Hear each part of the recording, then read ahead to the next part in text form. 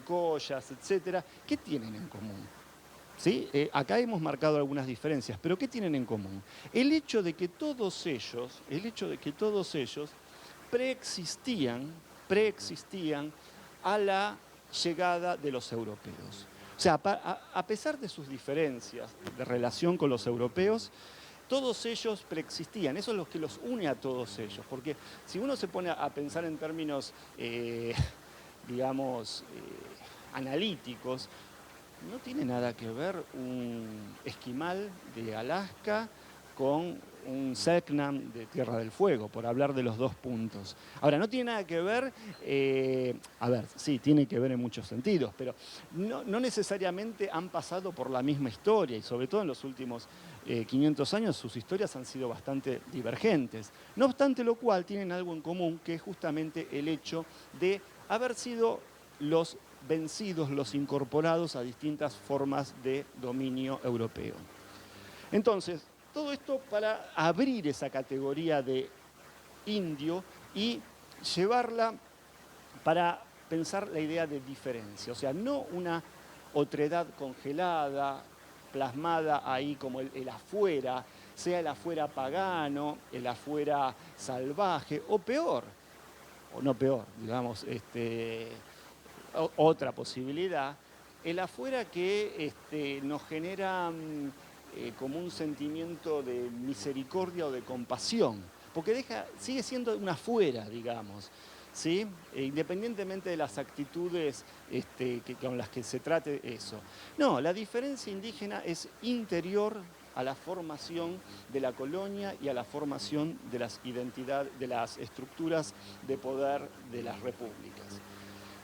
Ahora bien, esta es una parte, si se quiere, del desarrollo. La segunda parte, que para mí es tan importante, como yo les decía, era una idea nuestra, era marcar la diferencia. Y en otra idea es marcar la igualación. Por eso el tercer punto, como pueden ver ahí, diferencia indígena versus el otro social, el pobre. Acá hay un tema importante si uno lo piensa desde justamente las políticas educativas, pero también desde las políticas generales de sociales, ¿no? De vivienda, de seguridad social, de salud.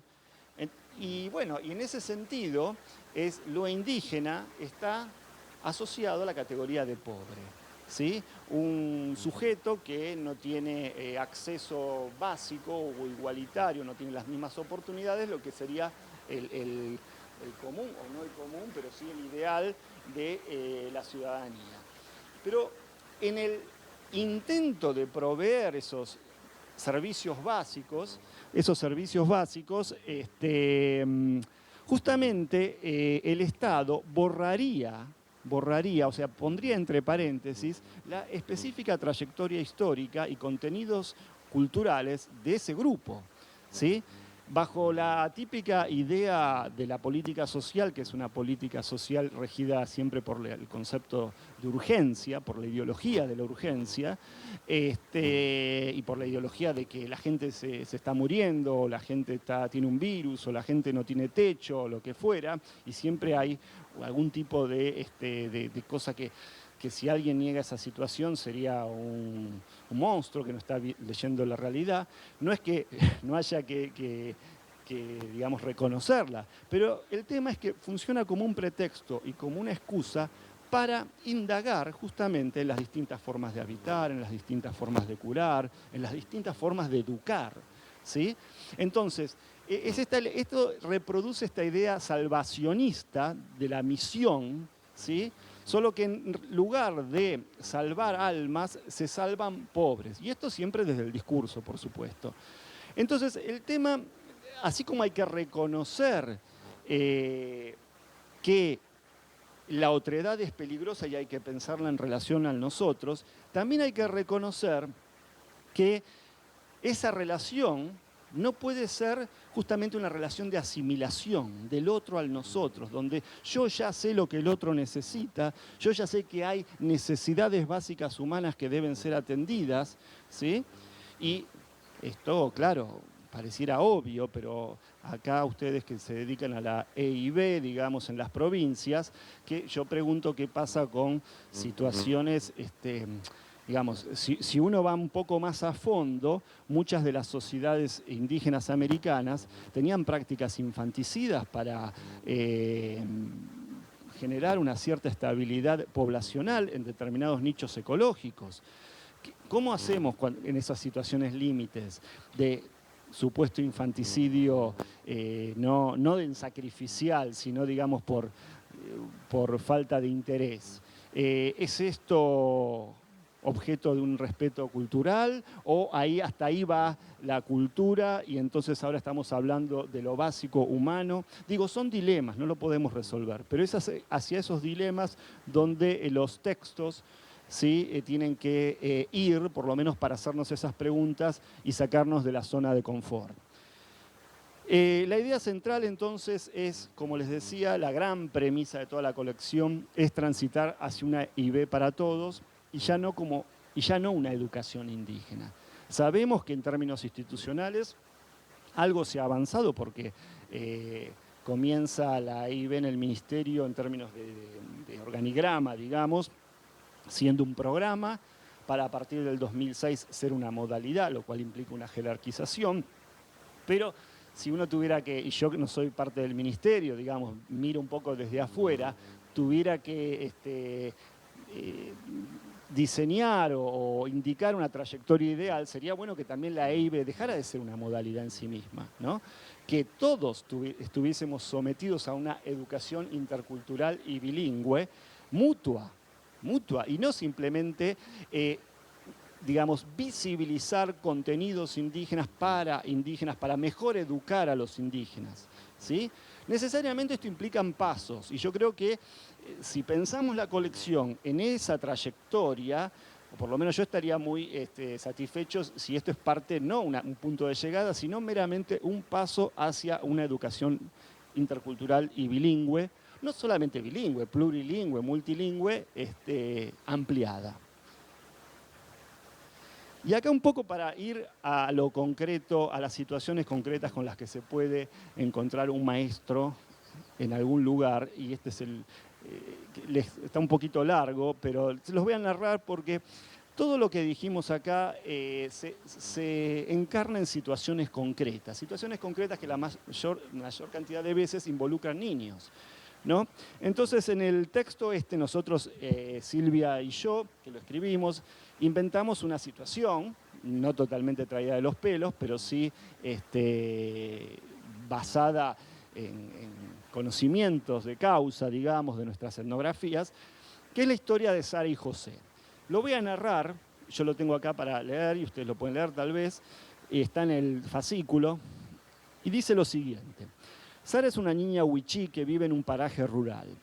Tiene 2 hermanos menores y una hermana mayor, Catalina. Mañana empieza la escuela en primer grado y está nerviosa. Catalina le ha contado que le costó mucho adaptarse, extrañaba ocuparse de sus hermanitos, extrañaba ir al monte con su abuela a buscar algarroba, extrañaba los cuentos de su abuela y la compañía de su madre. Pero Catalina le dijo que en esa escuela estaba Pedro, un maestro que les enseñaba a los chicos en huichí, y eso a ella le gustaba. La mamá de Sara y Catalina había ido muy poco a la escuela y finalmente la abandonó porque la hacían sentir mal y no entendía mucho lo que decía el maestro. El primer día de clases, Sara caminó con sus primos y amigos los 3 kilómetros que separan su casa de la escuela. Llevaba a la pequeña chica que le había hecho su madre para guardar sus útiles. Al llegar se asustó un poco. Nunca había visto tantos criollos juntos como en aquel primer día de clases. Maestros criollos, madres y padres criollos y niños criollos. De pronto reconoció a Pedro, el maestro auxiliar bilingüe, y se sintió más tranquila.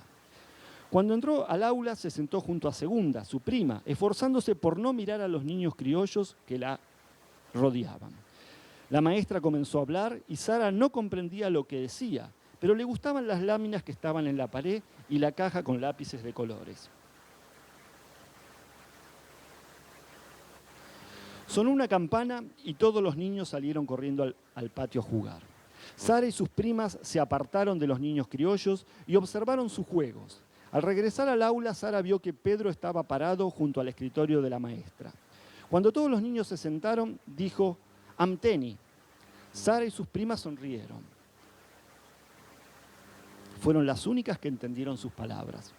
Meses después, mientras Sara y sus primas jugaban en el patio, José, un compañerito criollo, le gritó, «Mataca sucia». Sara no entendió, pero se sintió que eran palabras feas y que las pronunciaba enojado. Le preguntó a Pedro qué quería decir y por qué José le había dicho eso. Un día, tiempo después, la maestra formó grupos de niños y les indicó que salieran por los alrededores de la escuela a buscar plantas y bichitos. A Sara le tocó estar en el grupo de José y se puso un poco nerviosa. ¿Cómo iba a hacer esa actividad con un criollo que la había insultado? Mientras caminaban, José le dijo a Sara que él no conocía muchas plantas más que aquellas pocas que tenía en la chacra del abuelo. Sara no le respondió, pero rápidamente comenzó a colocar una hoja de lapacho en su chica, luego una vaina de algarroba seca, y pensó que si caminaban un poco más, seguramente iban a encontrar doca. José le pidió ayuda para juntar bichitos y Sara le mostró un árbol lleno de coyullos y le explicó cómo se recolectaban. Después de una hora, ambos tenían sus bolsos llenos de hojas y vainas y bichitos guardados en frascos de vidrio. Al regresar a la escuela, Sara le dijo a José los nombres en wichí de todo lo que habían juntado esa mañana. José le mostró a su abuelo las plantas y bichos con su nombre en wichí y el abuelo pudo identificarlas con sus nombres en castellano. Aunque hubo una raíz y un bichito que no supo decir cómo se llamaban. Al otro día, José contó en clase cómo se nombraban las plantas e insectos en wichí y en castellano y la maestra lo felicitó. Al sentarse, las miradas de José y Sara se cruzaron furtivamente. Sara estaba contenta, José también. A ver, obviamente que este es un ejemplo didáctico, digamos, es una historia armada con cierta intención, pero no es la intención justamente, por lo menos de los autores que fuimos Silvia y yo, no es justamente que lleguemos a la última frase donde los dos niños están contentos y de repente aquel momento del insulto y el otro momento de la ignorancia relativa de José desaparecen y armonizan y podemos decir que la EIB ha cumplido su propósito.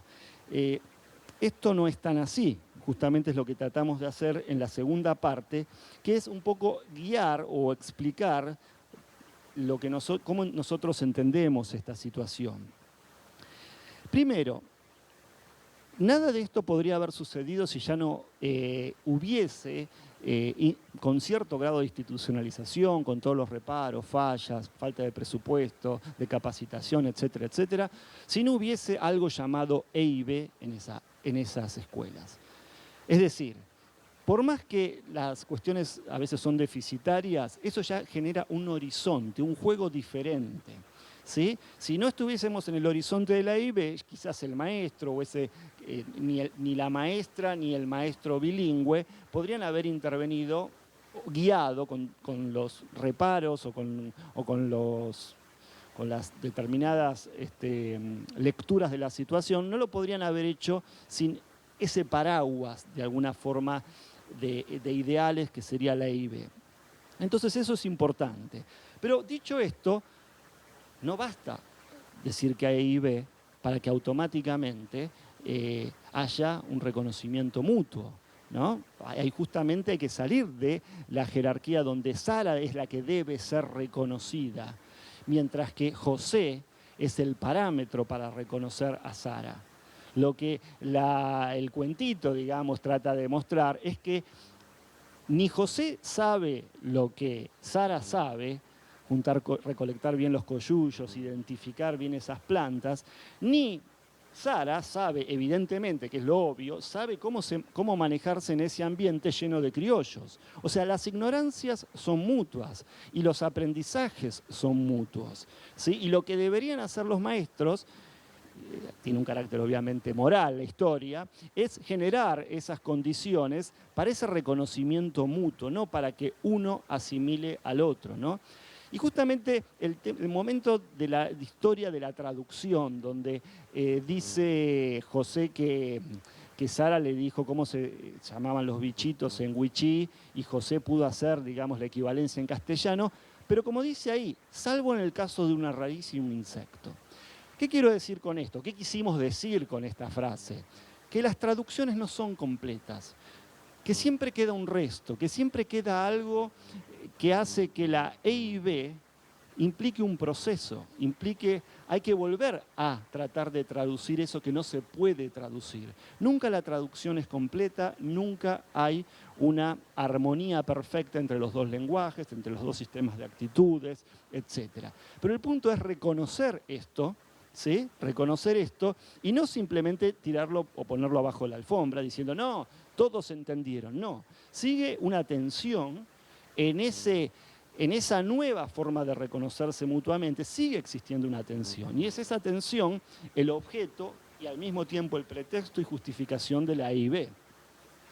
Entonces, de alguna forma acá están todos los conceptos que nosotros veníamos trabajando un poco más abstractamente sobre la diferencia mutua, ¿sí?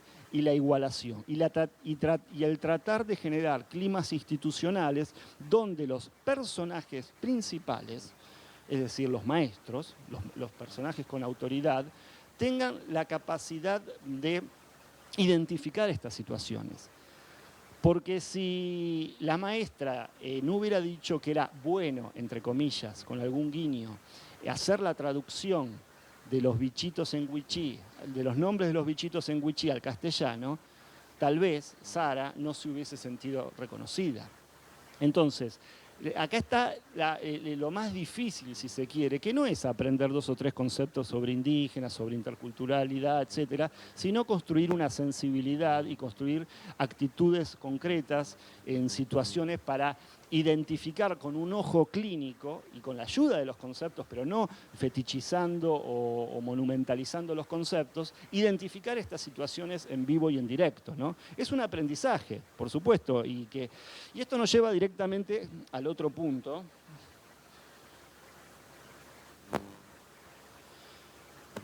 que bueno, voy a pasar rápidamente porque tal vez nos estamos aburriendo un poco, pero sí, eso está bueno.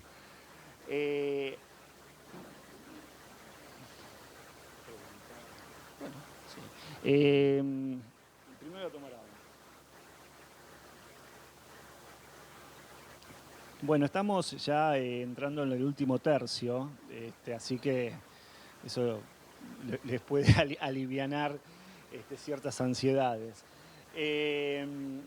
Justamente, tiene acá Osvaldo pregunta si podemos, si hay algún interés en hacer alguna intervención ahora o lo dejamos para después, alguna preguntita. ¿Me están escuchando? Levanten la mano, no sé si están escuchando. Ah, ok. ¿Hay alguna pregunta ahora o lo dejamos para después?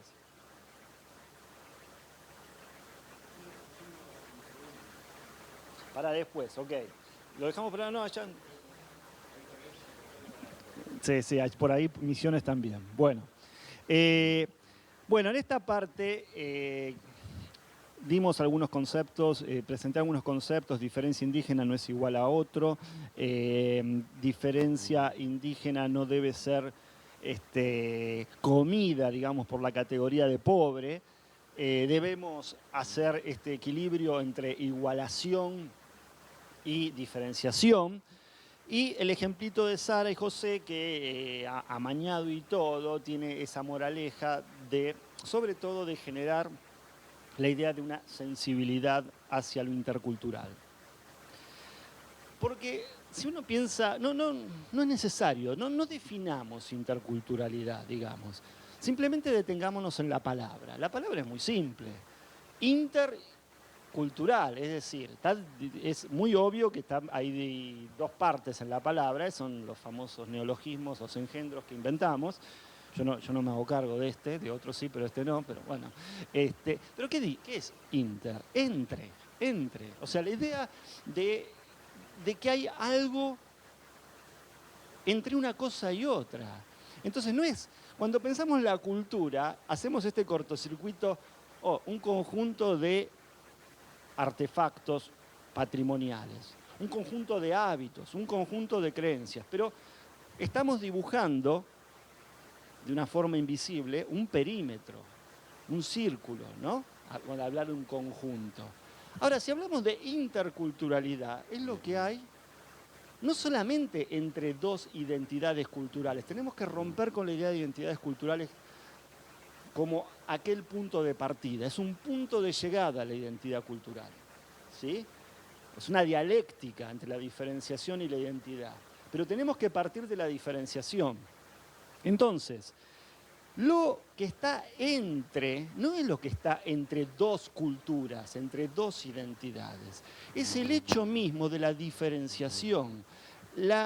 Lo que llamamos cultura es un constante irrumpir de diferencias, ¿sí? Yo vengo hablando acá y viene una palabra atrás de la otra y ustedes la entienden, la van decodificando, pero hay tal cantidad de mediaciones, sin ir más lejos, y acá es más obvio que nunca, la videoconferencia, y ese es el entre, ¿sí?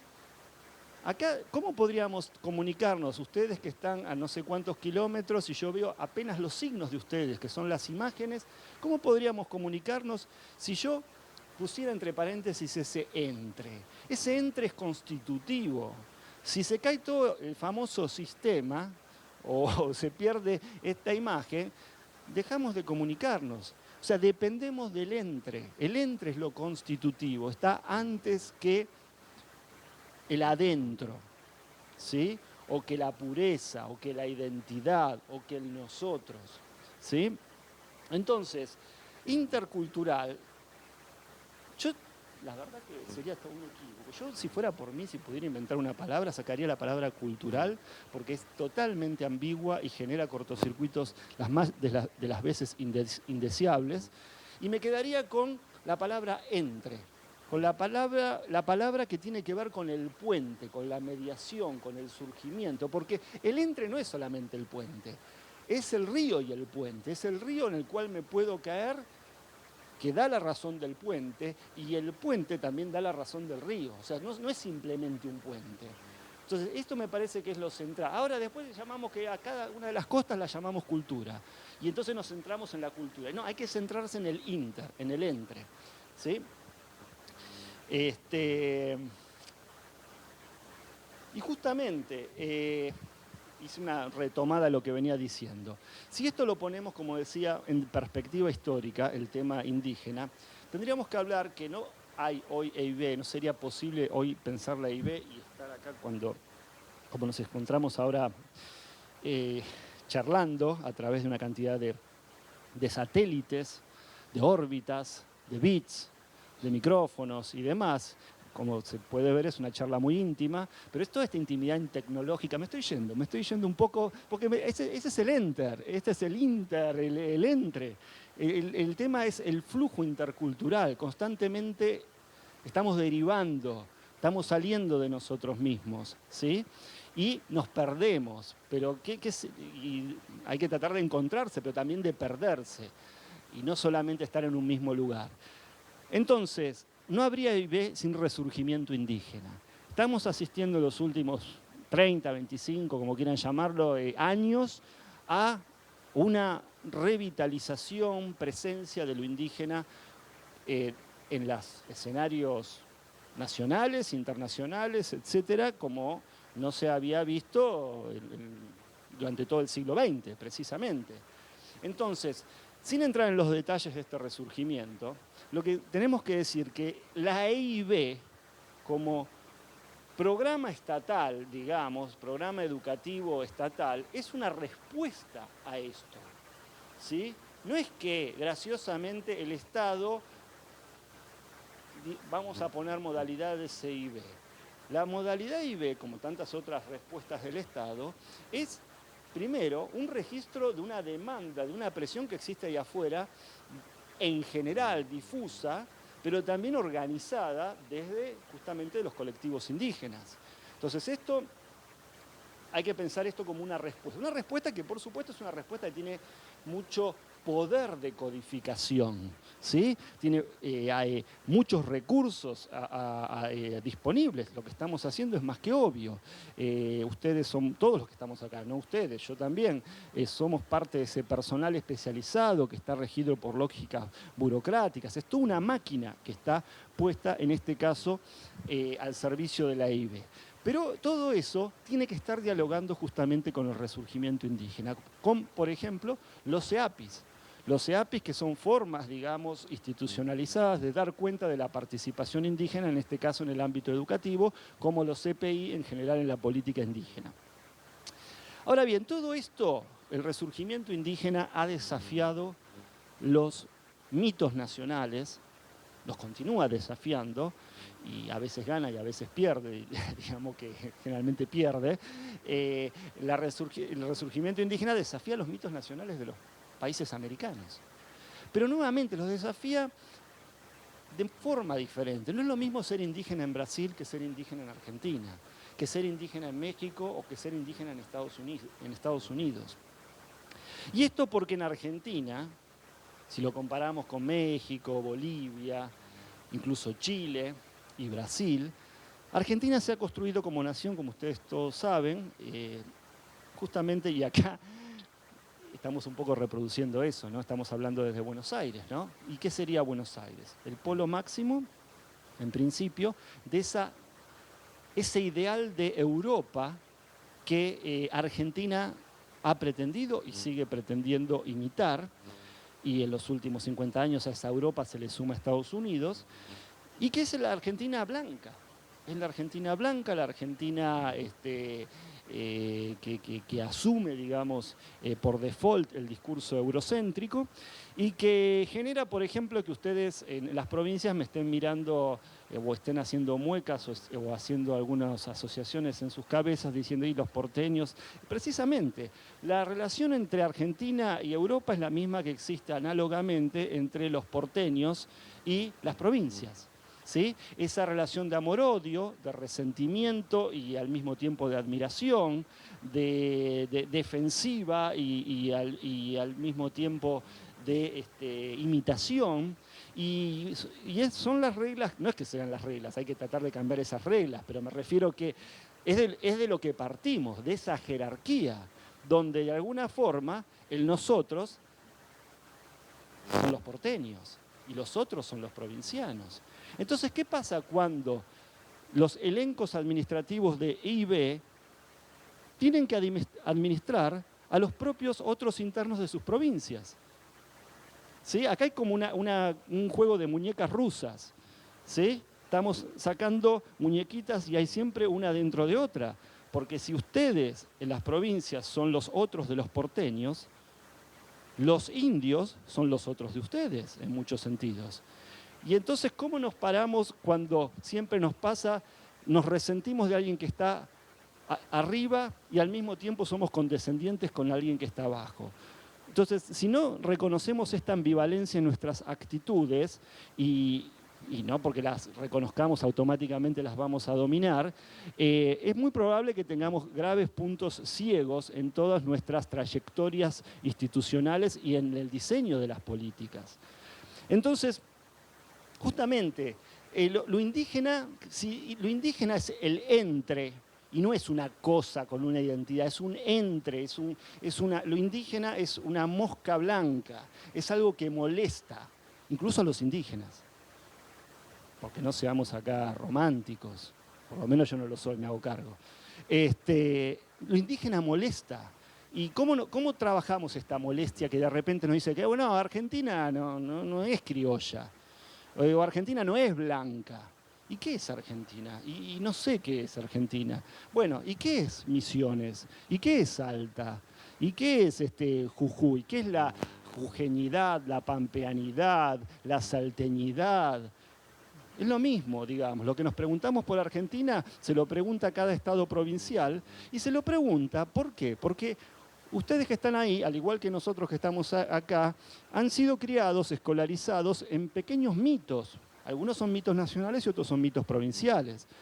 Todos sabemos que la salteñidad, por hablar de algo que yo conozco bastante, No se podría pensar sin Güemes, sin la Virgen del Milagro, sin las guitarreadas, ¿sí? Toda esa cosa que genera cierto orgullo en los salteños. Y en los correntinos podríamos decir lo mismo con el chamamé. Ahora, ¿de dónde salieron todas estas cosas? Ha habido máquinas estatales que fueron construyendo estas identidades y las fueron transmitiendo acerca de a las personas, a las poblaciones en la escuela, en el sentido común, están instaladas, ¿no? Entonces, creo que hablar de lo indígena no es hablar del otro con pasiva o en sentido de inferiorizador, es desarmarnos nosotros mismos.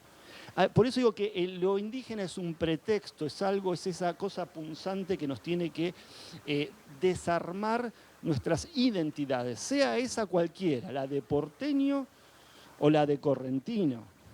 Porque además están las regiones incluso en las provincias. Así podemos seguir desarmando y desarmando y desarmando. Entonces, volvemos al tercer punto. ¿Qué significa ser indígena?